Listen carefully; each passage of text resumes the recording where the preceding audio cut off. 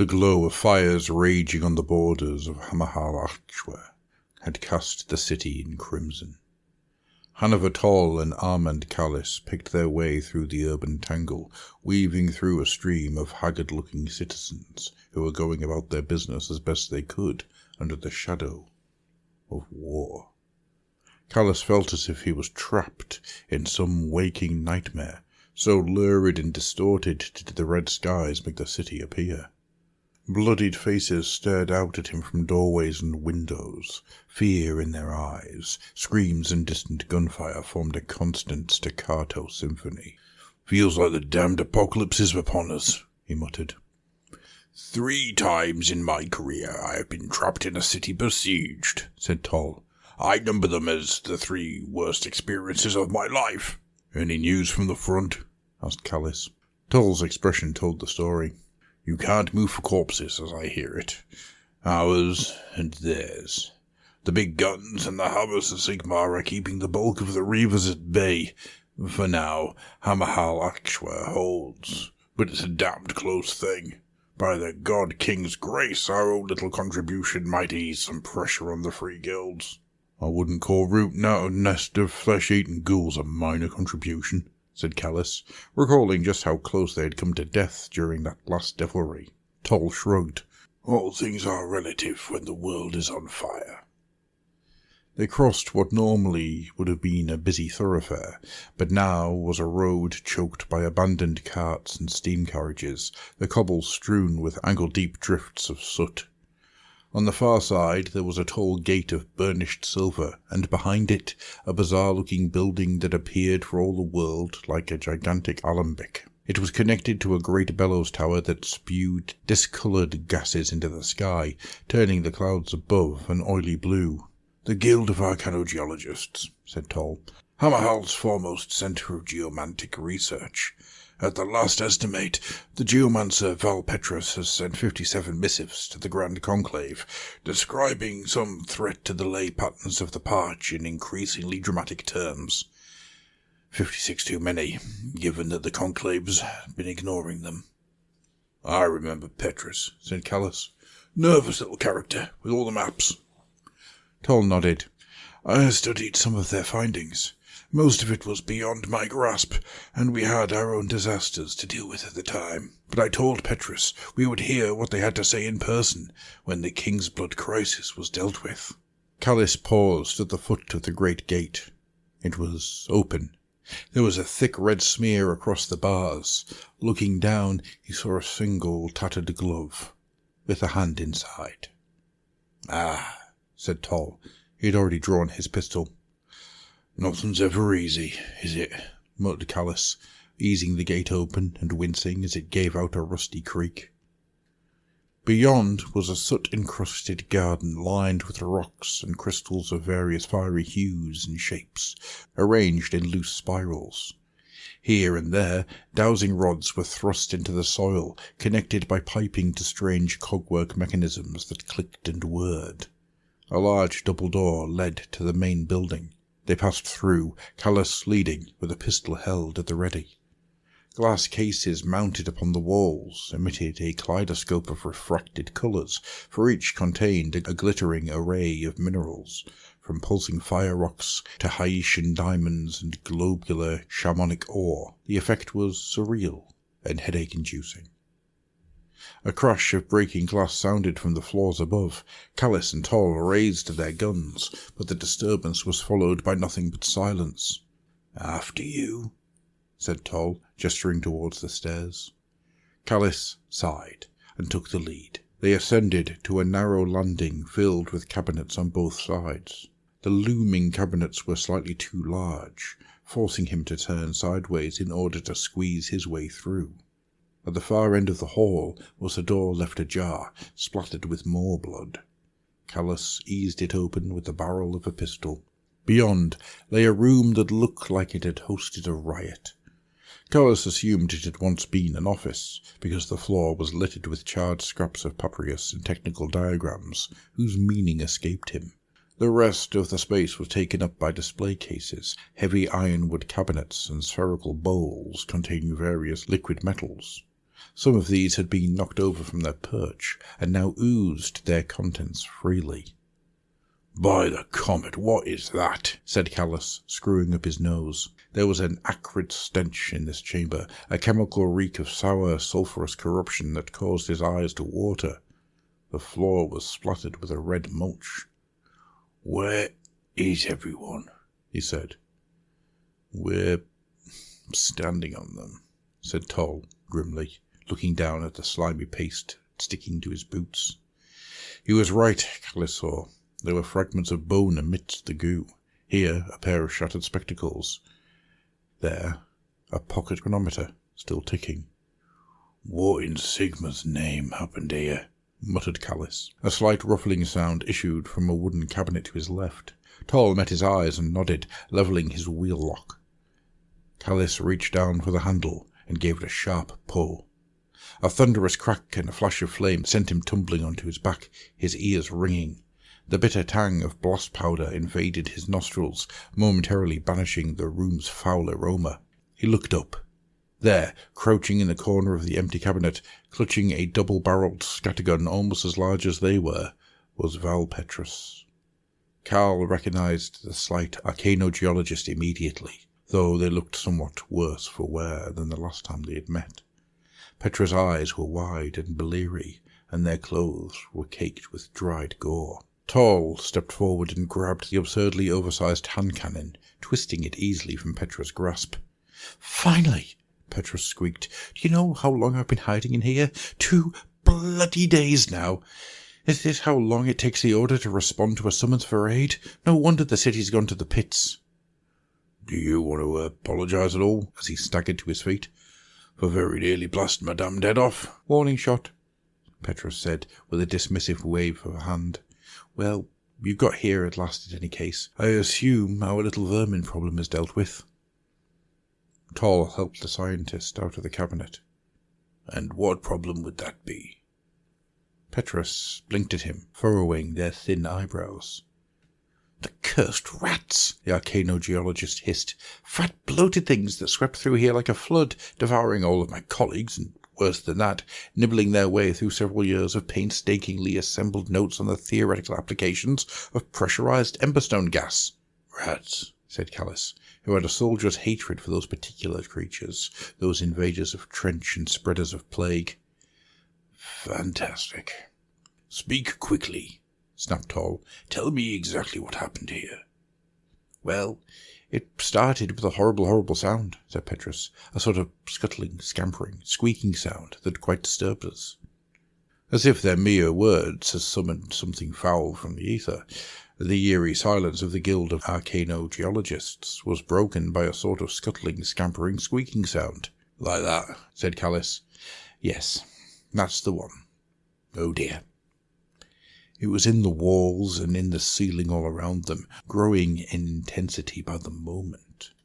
Toll grabbed Petrus and they ran, stumbling through the corridor of teetering lockers and coming to a skidding halt upon the landing. Directly opposite them, the wall bulged weirdly, plaster cracking as something forced its way loose. "Move!" yelled Toll, and they sprinted down towards the front door. Halfway down the stairs, the plasterwork wall gave way, and vermin gushed forth like blood from a wound. Surging towards them came a wave of grey-brown fur and thrashing tails. Callus cried out and leapt over the banister, landing awkwardly. Rats spilled over the side of the stairs, and he fired both pistols wildly as he backed away. Some of the hateful things exploded in puffs of pink mist, but he might as well have been trying to shoot down a tidal wave. "Climb, fool!" came Toll's voice, and Callus saw the witch hunter had hauled himself onto one of the display cases on the ground floor. Petrus had found their own perch, balancing precariously on a marble statue of a furious-looking arcanist, and still clutching that teetering pile of parchments. Callus scrambled onto the nearest glass cabinet as dozens of tiny fangs snapped at his heels. He leapt to the next, and the next. Glass cracked and creaked, threatening to send him tumbling over down to the floor, which writhed with obscene motion as the rats circled and clambered over each other. All that kept them from surging up the side of the cabinet were its smooth metal legs, which offered no obvious claw holds. But the vermin continued to try, getting closer and closer each time, their little eyes blazing with insane determination. "Solutions, anyone?" shouted Callis. "None spring to mind," said Toll, still wearing a maddeningly calm expression as his eyes scanned the chamber. "All I have on me is a flask of flash oil and about 20 bullets. "Flash oil," said Petrus, clicking their fingers. The arcanogeologist jabbed a skinny finger back towards the stairway at a spherical glass orb that protruded from the wall. It contained what looked like a fist-chunk size of white stone, veined with crimson streaks. "Ignitic sulfurite." Petrus grinned, as if either of their companions had the faintest clue what that meant. "Come again," said Callis, teetering wildly. "Shoot the glass!" screamed Petrus. Callis did not hesitate. His pistol bucked in his hand, and the display case shattered, the force of the gunshot sending its rocky contents clattering down amidst the surging vortex of rats. Toll reached into his pocket for the thin vial filled with flash oil, and hurled it at the white rock. Callis saw the ruby-red liquid already bubbling within its container as it whirred through the air. It struck the ground and shattered, unleashing a sudden flash of heat and light that briefly illuminated the chamber like a Haitian dawn. For a moment, Callis thought that was it, but then the ignitic sulfurite caught fire. Callis had once seen a stray drake breath round set a munitions cart alight in 1,000,000 to 1 stroke of ill fortune. The resulting eruption had wreathed everything within a dozen meters in fire, including 20 freegilders and an artillery battery. Toll's makeshift effort was only slightly less destructive. Sheets of flame rushed across the hall, turning hundreds of rabid vermin into living torches. By some Sigmar-granted miracle, neither Callis, Toll, or Petrus were knocked from their perches by the rush of scalding air that followed, though the left side of Callis's face was scorched raw, and Toll was forced to swipe desperately at his greatcoat as its hem caught fire. The smell of roasting rat flesh forced its way into Callis's nostrils, and he fought the urge to vomit.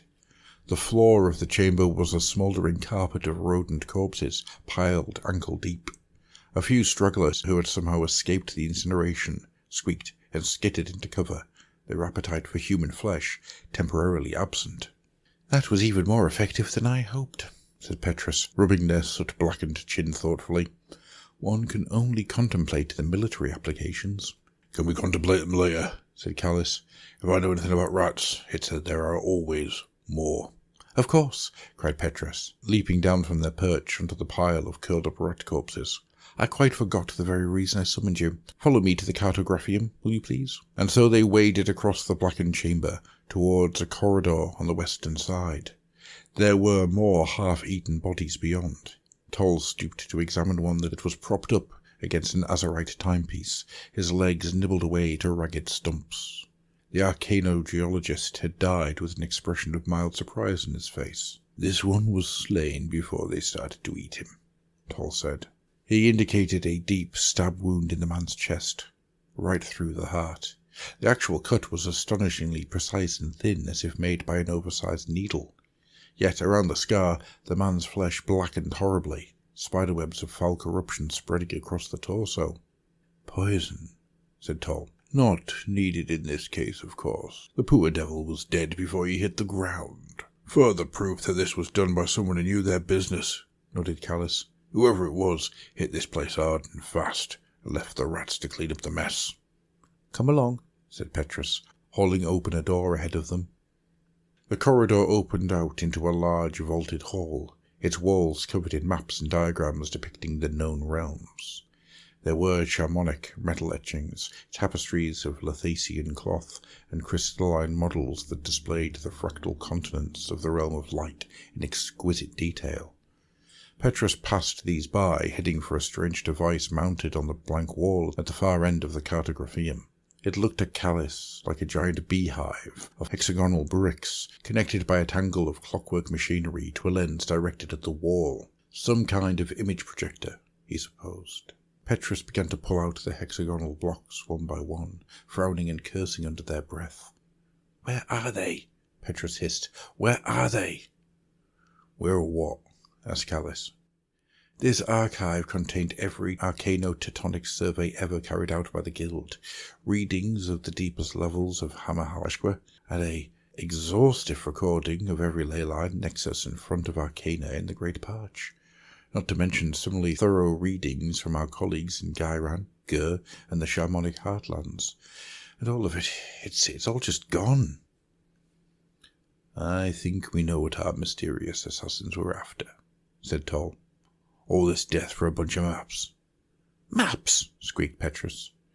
We are talking about the most exhaustive surveys of magical phenomena and realm-wide energy fluctuations in any Sigmarite archive. We are talking about reams upon reams of priceless knowledge that will take decades, perhaps even a century or more to replace. Calm down, said Toll. You summoned us here because you had something important to tell us.